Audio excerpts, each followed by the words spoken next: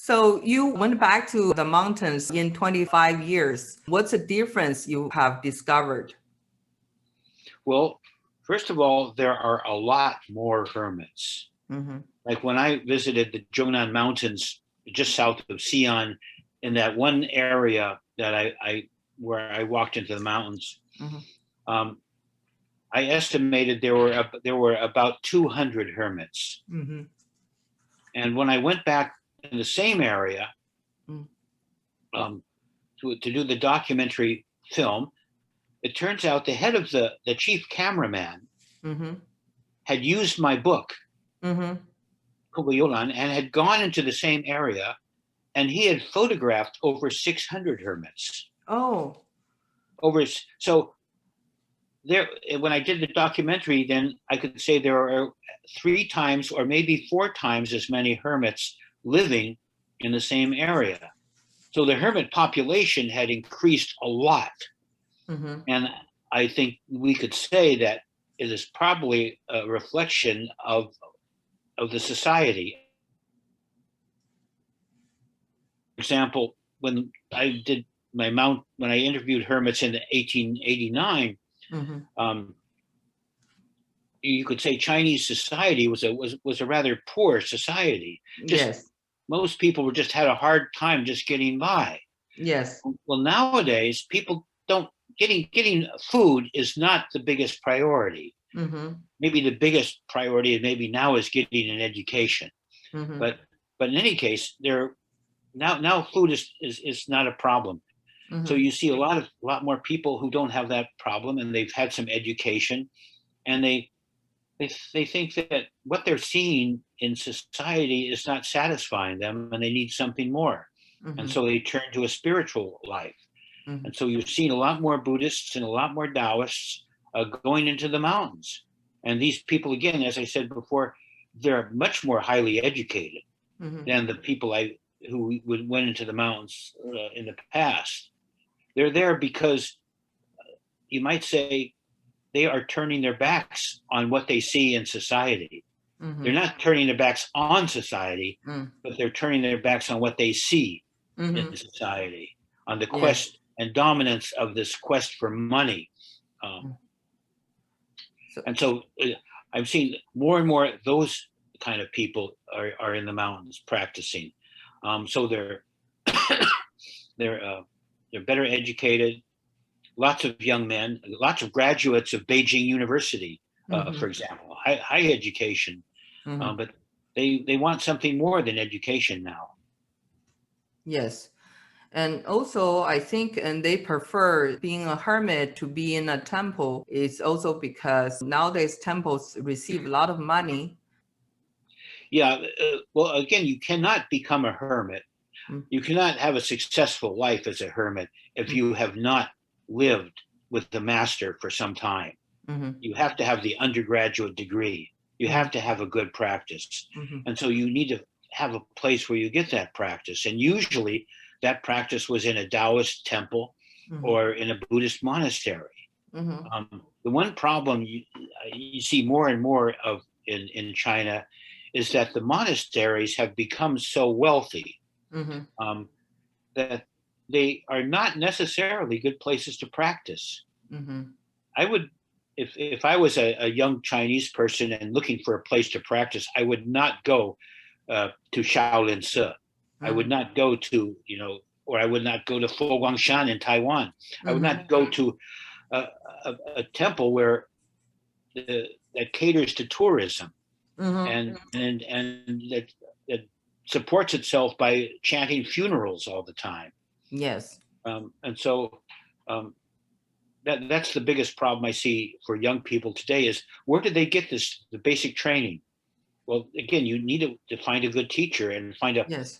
a place where that teacher is. And if if that teacher is in one of these big temples, that's going to be a problem because you're going to have many distractions. Yes.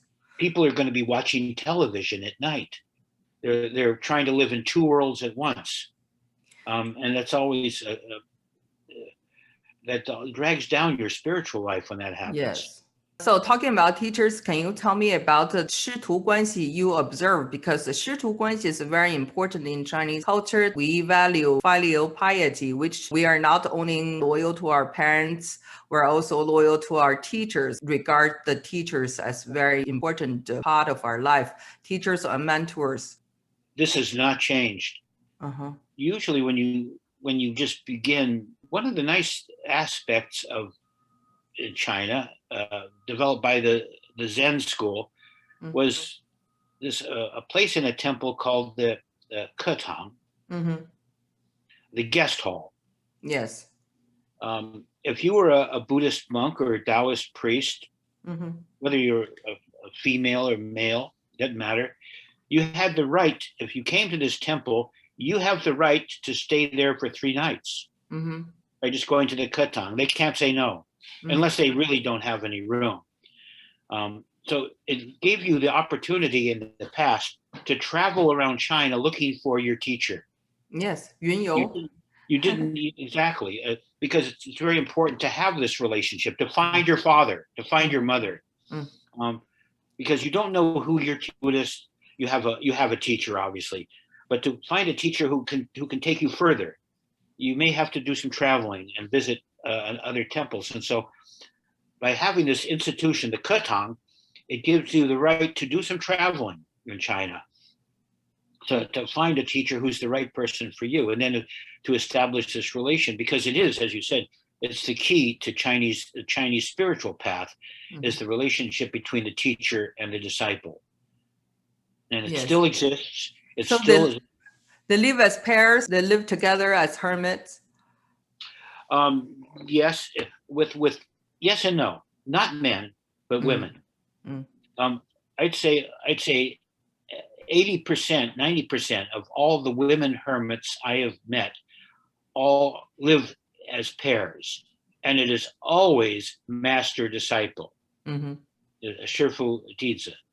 But it's very rare for men to live together. If they, and sometimes they do, but if they do, it's a xiongdi.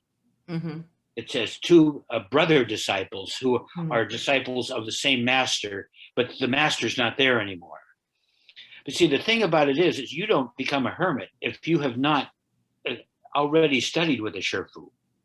And so to become a hermit, as I said, is going to Yenzhou school. It's going to be into a graduate school. So the men hermits usually live alone. And the reason women hermits live in pairs isn't because doesn't understand much. It's because of safety. Yes. It's unsafe in China.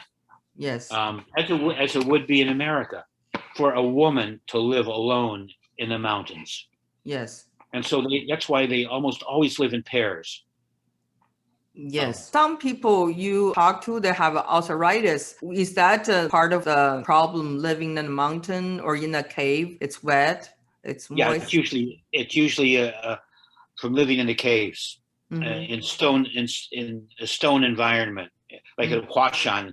I met a number of hermits in Huashan who had arthritis.